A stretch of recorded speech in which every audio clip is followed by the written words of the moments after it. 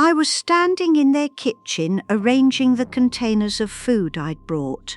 Chicken soup my mother taught me to make 53 years ago. Robert's favourite pot roast recipe that I'd perfected after he died. The apple pie their youngest always asked for when I heard my son's voice through the heating vent that connected the kitchen to the upstairs office. "Mum's here again." His tone carried that particular weariness I'd learned to ignore, the one that appeared whenever I showed up unannounced, which was most Sundays now. I stopped mid-motion, lid suspended over the soup container. "She brought food?" That was Melissa, my daughter-in-law, her voice pitched with something between amusement and exasperation.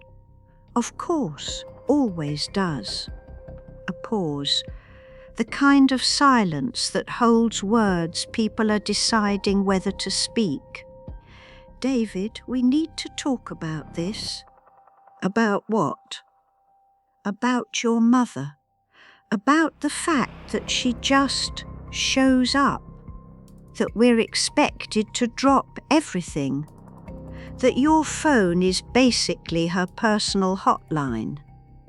Melissa's voice sharpened, gained an edge I'd never heard directed at me before, though I'd always suspected it lived somewhere beneath her careful politeness. "She's my mum."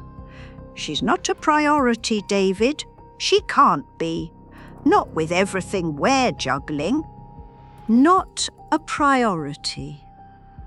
The words landed with physical weight, pressing against my ribs, making the kitchen's familiar yellow walls tilt slightly off their axis.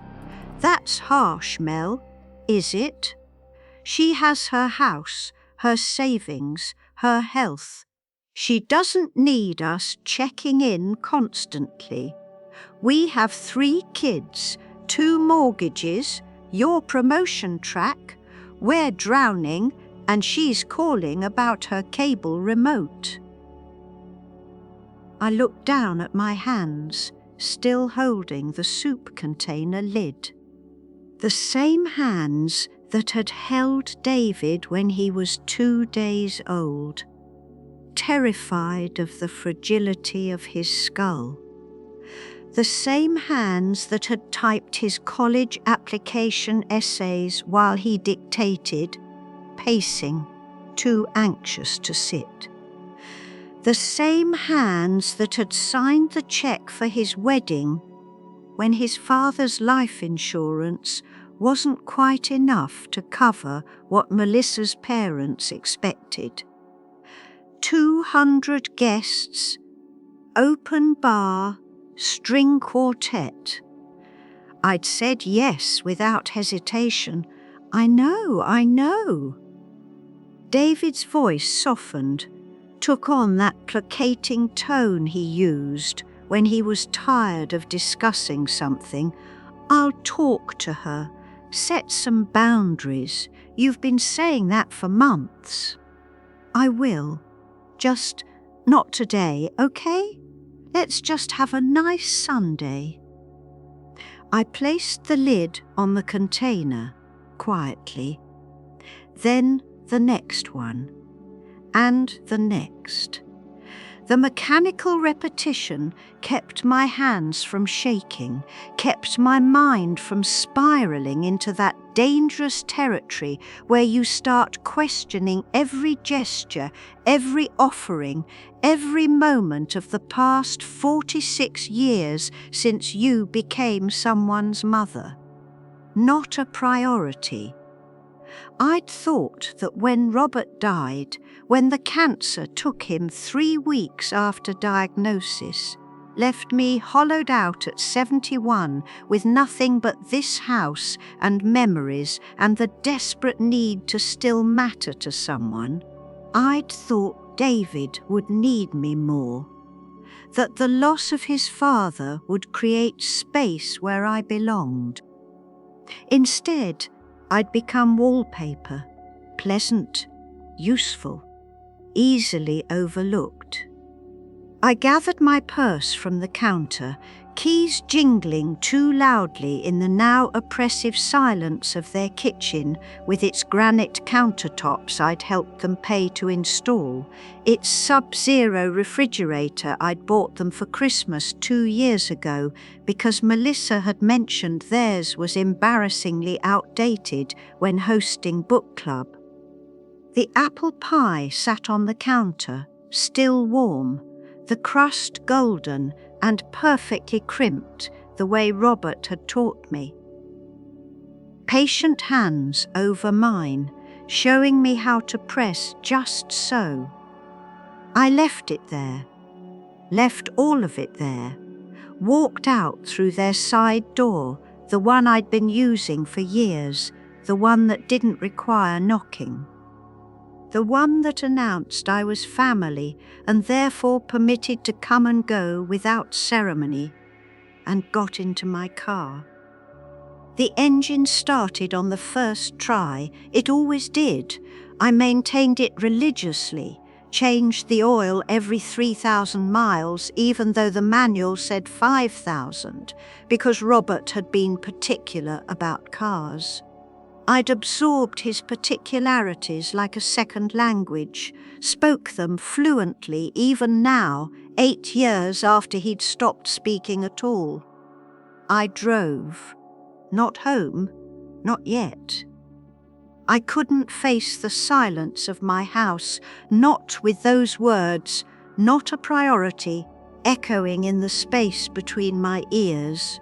Instead, I drove to the overlook on Miller's Ridge, where Robert and I used to take David when he was small, where you could see the whole valley spread below like a promise, all those houses with their lit windows suggesting warmth, family, belonging. I sat there as the sun disappeared behind the mountains, as the temperature dropped and my breath fogged the windshield, and I tried very hard not to think about what I'd heard. But the mind is a traitor.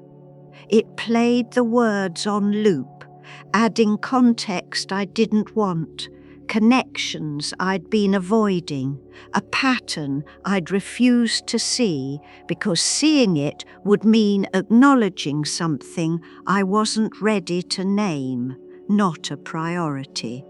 When had I become something to manage rather than someone to love?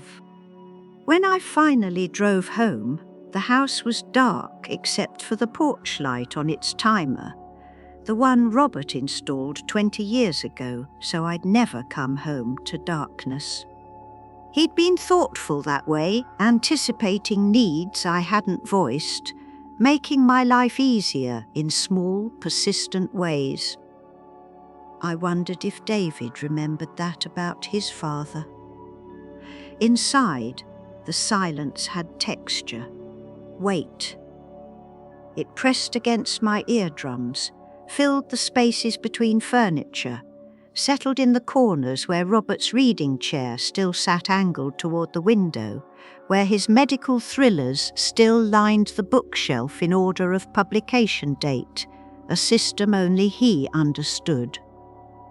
I made tea, Earl Grey, too strong, drank it anyway, standing at the kitchen counter, looking at the calendar magnetized to the refrigerator, appointments in my handwriting, doctor visits and book club and the oil change scheduled for Thursday, and, in red pen, David's birthday dinner 3 weeks away. Would I still cook for that? Was I allowed? The bitterness of that thought surprised me. I set down the mug, went to Robert's office, the one I'd been meaning to clear out for 8 years but somehow never could, where his desk still held his favourite fountain pen and a coffee mug ring on the wood finish I'd long since stopped trying to remove because it was proof he'd existed, proof of him in 3 dimensions. The filing cabinet was in the corner, 4 drawers, tax returns, medical records, the mortgage I'd paid off 2 years after he died, using his life insurance, and the savings we'd accumulated across 47 years of living carefully, of choosing modest vacations and used cars and home-cooked meals over restaurants. The bottom drawer held bank statements going back 10 years. I pulled them out, all of them, spread them across Robert's desk in chronological order, a paper timeline of money flowing in and, increasingly, money flowing out. David's name appeared with alarming frequency.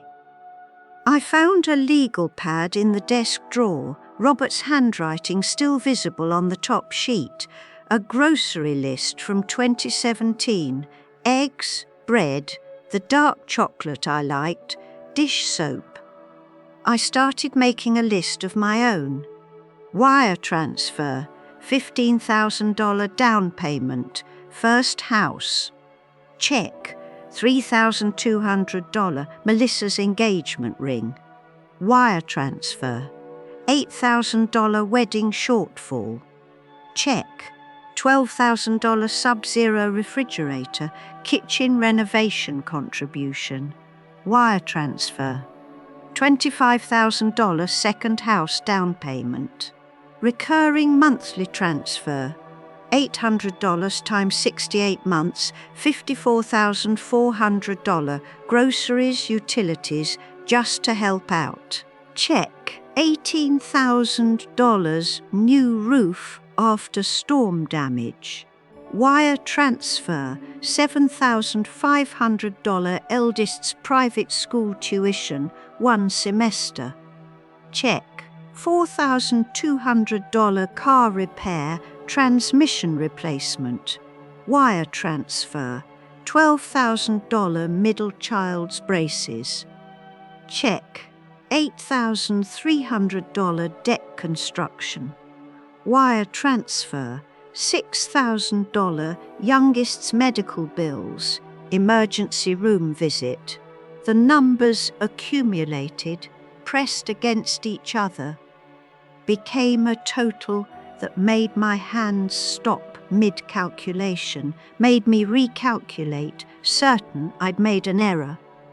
$187,800. I stared at that number for a long time, watching it not change, not become smaller or more reasonable or somehow justified by the vague notion that this is what mothers do, this is what family means. $187,800, more than double what Robert's life insurance had paid out, more than our first house had cost, more than I'd spent on myself in the 8 years since becoming a widow, when I'd been so careful, so conscious of making the money last, of not being a burden, of remaining independent, because David had his own family now, his own pressures, his own life, not a priority. The phrase echoed differently now, gained a sharper edge, cut deeper with context.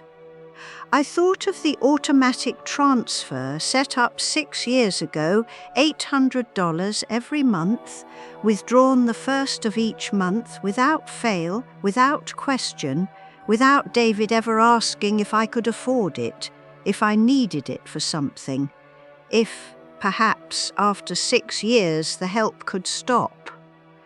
He'd never mentioned stopping. I'd never thought to suggest it. That's what mothers did, wasn't it? We kept giving until there was nothing left to give, and then we found something more, scraped it from somewhere deep and hidden, presented it with a smile, and pretended the scraping didn't hurt. But I was tired. So deeply, profoundly tired, not of giving, that had never been the burden. I was tired of being invisible while giving, of being useful but not valued, of being needed but not wanted, of being reduced to a function, ATM, babysitter, cook, emergency contact, rather than recognized as a person who had needs and feelings, and increasingly doubts about how this arrangement benefited anyone except the people taking.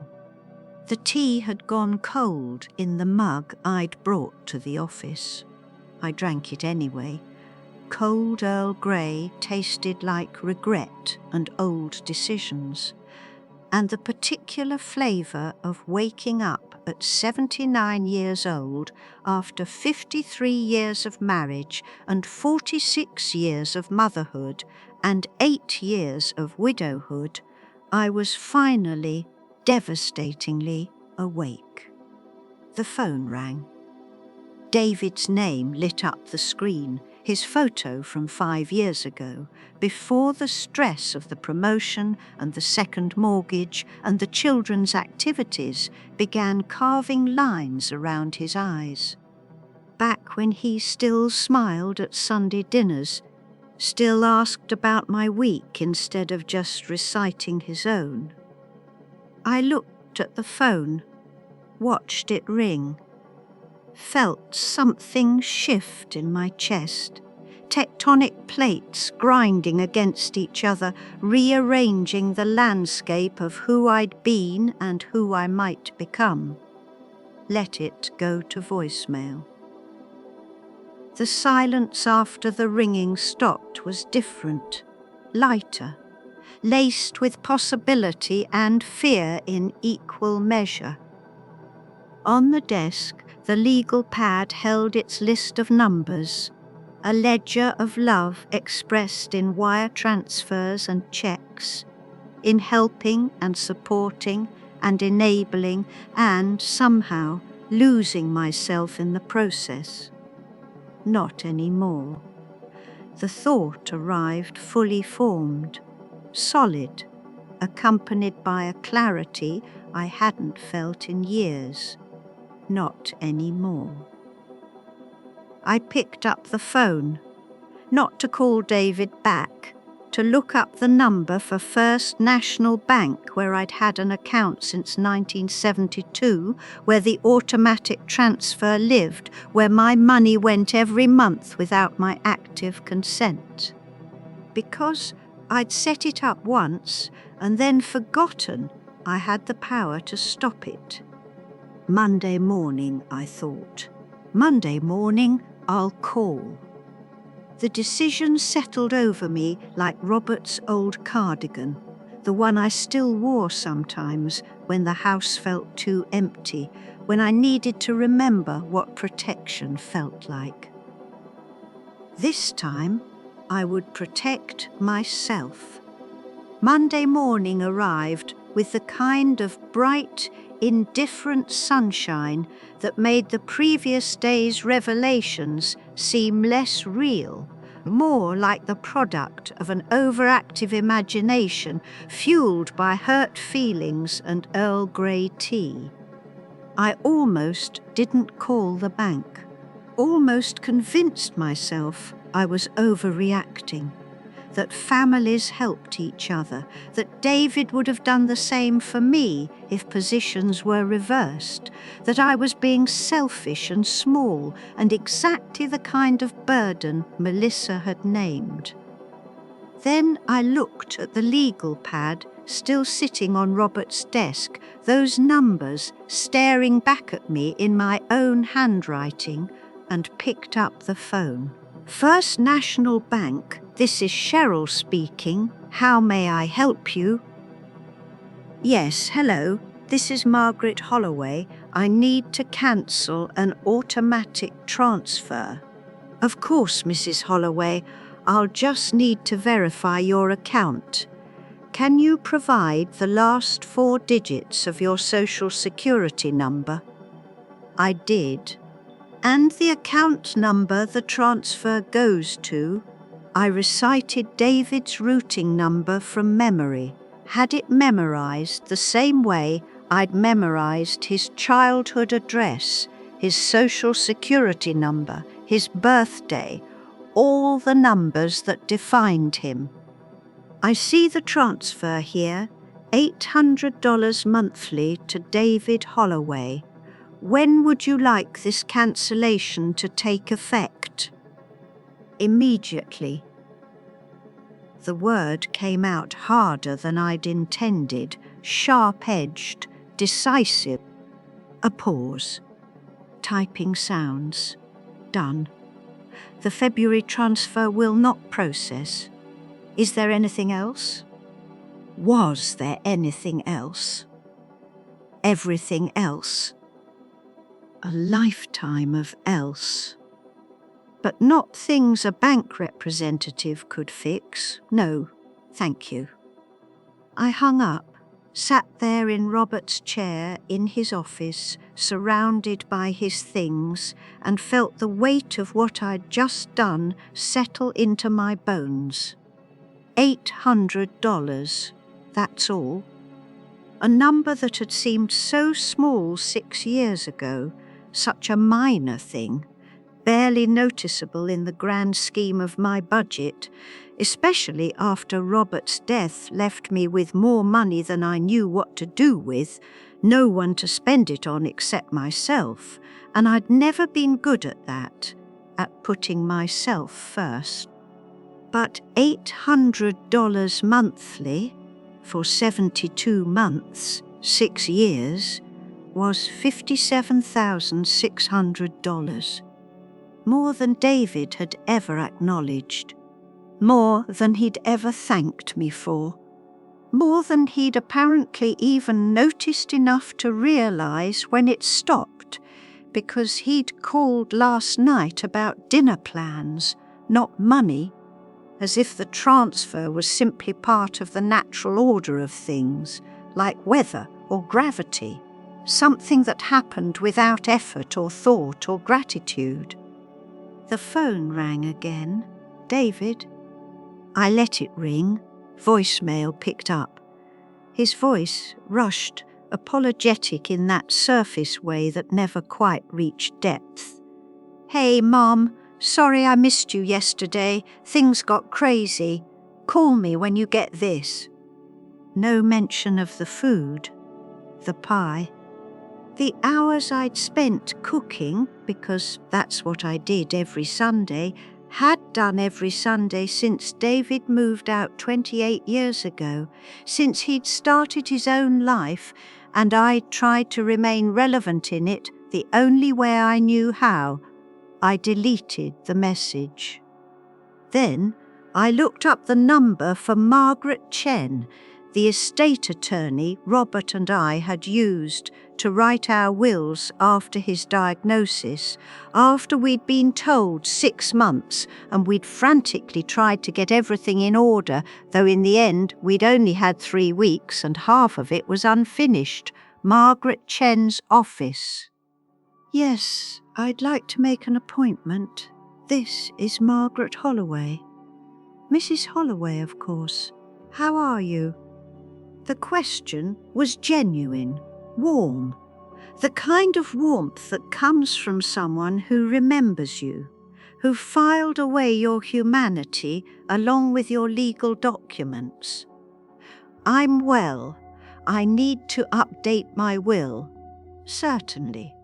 Would Thursday at 2 work for you? Yes. Perfect. I'll have Sarah send you a confirmation email. Is there anything specific you'd like to address? I looked at the legal pad, those columns of numbers, that evidence of decades spent giving without ever asking if it was wanted or needed or even noticed, beneficiary changes. A beat of professional silence, the kind that holds questions but doesn't ask them. We can absolutely handle that. I'll have the current will pulled and ready for you Thursday. Thank you.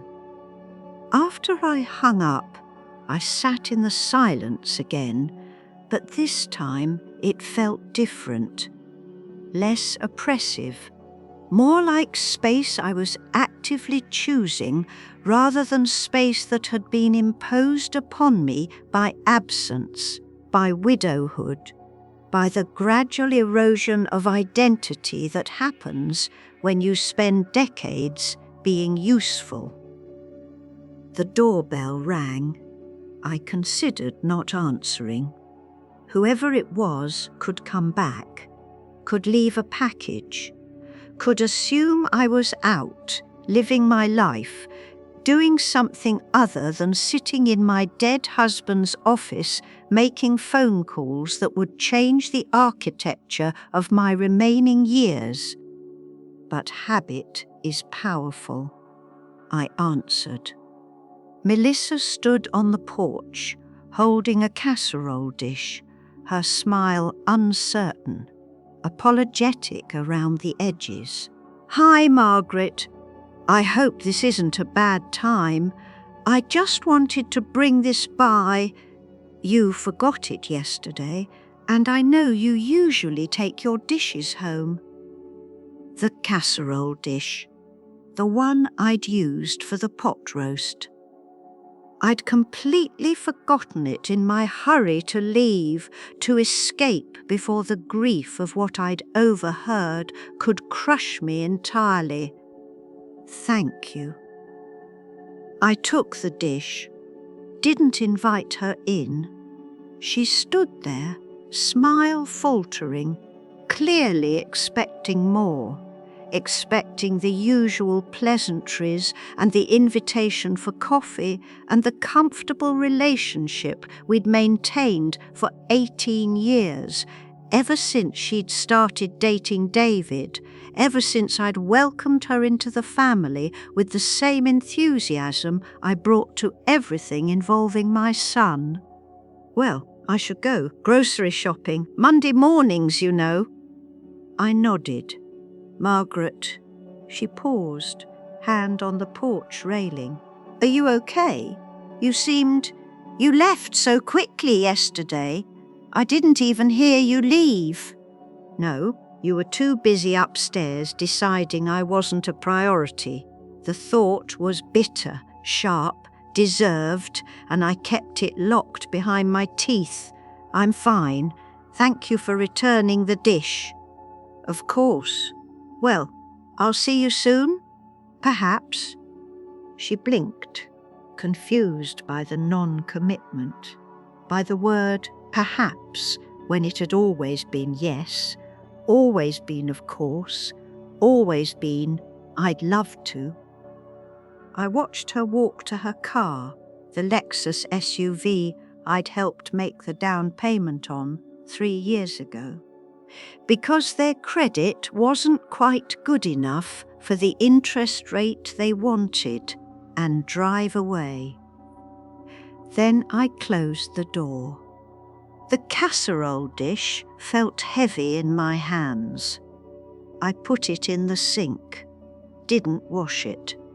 Would return it eventually, but not today, not this week, not on any timeline that prioritized their convenience over my newly discovered need for space. Thursday, I thought. Thursday, I'll change the will, remove David as primary beneficiary.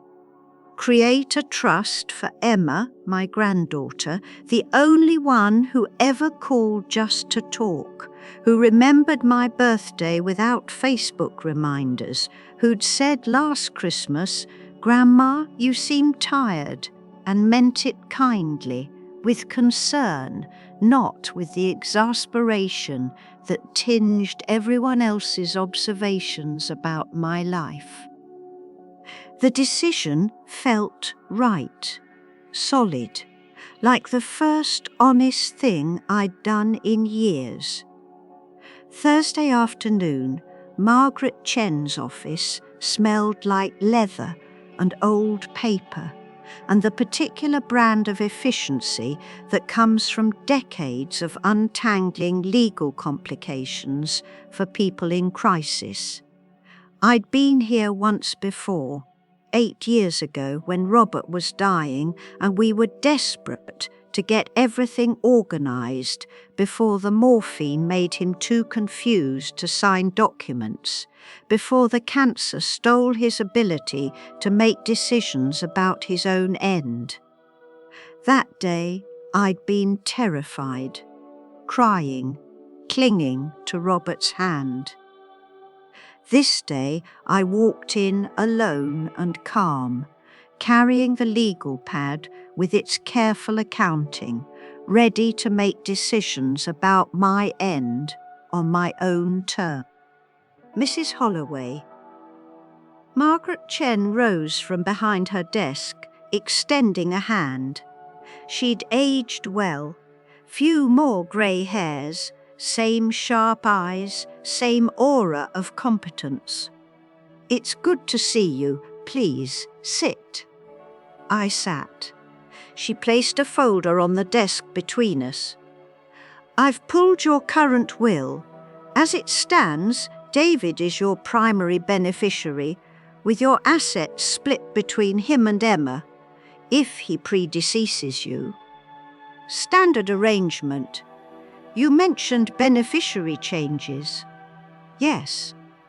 I opened my legal pad, showed her the numbers, that careful accounting of years spent giving. She studied it without comment, without judgment, her expression professionally neutral. "I want to remove David as primary beneficiary. I want to create a trust for Emma. She's 19, in college. She should have something that's hers, that no one can take from her or pressure her to share." "And David?" I looked at my hands. These hands that had held him, fed him, bandaged his knees, applauded at his graduations, signed cheque after cheque after cheque. A modest inheritance. Enough to acknowledge the relationship, not enough to continue the pattern. Margaret nodded, made notes on her legal pad. "And the remainder? The house? Your retirement accounts?" "The house goes to Emma as well. The retirement accounts?" I paused, considered. "Split between Emma and the local women's shelter, 70-30. The shelter that helps elderly women escaping financial abuse?" "Yes."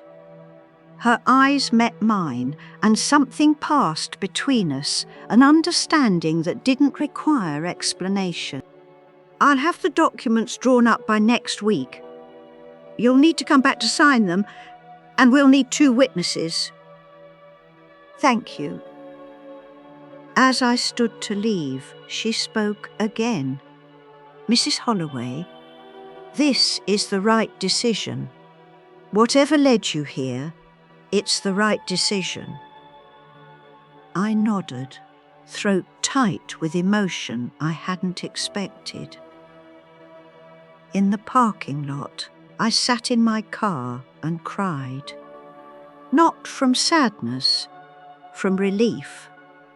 From the strange, disorienting sensation of putting myself first for perhaps the first time in my adult life.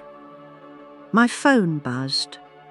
"Emma, Grandma, I'm in town for a few days, spring break. Can I come by?" "Yes, please." She arrived an hour later, bursting through the door with her usual energy, all long limbs and easy affection, wearing jeans and an oversized sweater, and a smile that reminded me so much of Robert, it hurt. "I brought bagels." She held up a paper bag. "And that good cream cheese you like." We sat at the kitchen table, the one where I'd fed 3 generations of this family, where I'd made countless meals and hosted countless gatherings and gradually, imperceptibly, become the person who served rather than the person who was served. Grandma, are you okay? Dad said you've been weird lately. Weird how? Not answering his calls, cancelling Sunday dinner, he's worried. I spread cream cheese on a bagel half, considered my words carefully. Emma, can I ask you something? Why do you visit me? She blinked, surprised. Because I love you. Because you're my grandma. Because you tell the best stories about Grandpa and you always have good snacks and you actually listen when I talk instead of just waiting for your turn. Not because I give you money? Her face changed, something sharp entering her expression. Did Dad say that? No, because he would. He's always saying I shouldn't take advantage of you, which is hilarious considering. She stopped, seemed to realise she was about to say something she'd been holding back. Considering what? Considering he's been taking advantage of you for years, Grandma. The money, the constant favours, the way he just expects you to be available whenever he needs something but can't seem to find time when you need him. Her voice shook slightly. I'm not blind. I see it. It makes me angry. I reached across the table, took her hand. I'm fixing it. Good. She squeezed my fingers. You should. You deserve better. After she left, I sat in the silence of my house, bought with Robert's careful saving and my own work. Mine outright. No mortgage, no debt, solid and real and filled with my choices, and felt the first true stirring of something that might eventually become happiness. The phone rang. David again. This time I answered. Mum, finally. Where have you been? Here, living my life. A pause. The transfer didn't go through this month. The bank said you cancelled it. I did. Silence. Then, carefully. Can we talk about this? Come over Saturday, 2:00. I have 2:00, David, if you can make time. I hung up before he could answer. The silence after felt like victory. Saturday at 2:00, David's car pulled into the driveway. I'd spent the morning preparing, though not in the way I used to. No elaborate meal, no fresh-baked cookies, no carefully arranged living room designed to make him comfortable. Instead, I dressed carefully in the blue cardigan. Robert had given me our last anniversary, the one I rarely wore because it felt too good for every day, and I'd made coffee for myself, just myself, in the French press Robert preferred. David looked tired when I opened the door. Older than 44, worn around the edges. Hi, Mom, David. I didn't hug him. The absence of that gesture hung between us. Awkward and necessary. We sat in the living room. I didn't offer coffee, so he rubbed his face. The money, yes. I don't understand. Did something happen? Is this because of Sunday? Because I'm sorry we couldn't do dinner that day. Things were just... I overheard you. He stopped. What? Sunday? I was in the kitchen. You were upstairs in your office. The heating vent connects them. I heard you and Melissa talking about me, about how I'm not a priority. The colour drained from his face. "Mum, I didn't. That's not. It's fine." My voice was calm, measured, the way I'd been practicing. It clarified things, made me realise I'd been giving without ever asking if it was wanted or needed or even noticed. "Of course it's noticed. We're grateful, are you?" I leaned forward slightly. "When's the last time you said thank you? When's the last time you asked if I could afford the money instead of just assuming? When's the last time you visited because you wanted to see me, not because you needed something?" He opened his mouth, closed it, couldn't seem to find words. "I've given you $187,000 over the years, David. I tracked it. Down payments, renovations, monthly support for 6 years, medical bills, private school. I gave and gave and gave because that's what mothers do. But I stopped being your mother somewhere along the way. I became a resource, a convenience, someone to call when you needed money, but never when you just wanted to talk. That's not fair, isn't it?" I felt something fierce and bright burning in my chest. Not anger exactly, but something close, something that had been dormant for years. "Your daughter visits me because she wants to. She calls to ask about my day. She remembers my birthdays. She sees me. You see a function. Mum, I've removed you as primary beneficiary in my will. The house and most of my estate will go to Emma. You'll receive a modest inheritance, enough to acknowledge you're my son, not enough to continue taking me for granted." The silence that followed was absolute. David's face worked through several emotions: shock, hurt, anger, something that might have been shame. "I need you to leave now. If you'd like to rebuild our relationship, it will be on different terms. Terms where I'm a person with needs and boundaries, not just someone who exists to make your life easier." He stood, wavered. "I don't know what to say." "You don't have to say anything today, but eventually you'll need to decide if you want a mother or a bank account. You can't have both anymore." I walked him to the door, closed it behind him, leaned against it as I heard his car start, heard him drive away. The silence that followed was vast and terrible, and somehow the most peaceful thing I'd felt in 8 years.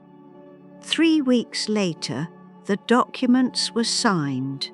Margaret Chen's office, same leather chairs, same efficient atmosphere, but this time I brought Emma with me.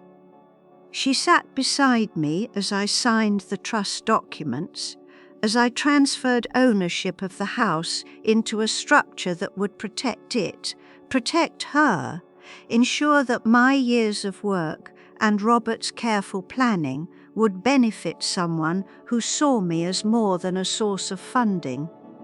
"Thank you, Grandma," Emma whispered as we left, her hand warm in mine. "You don't need to thank me. This is what love looks like. Not obligation, but choice."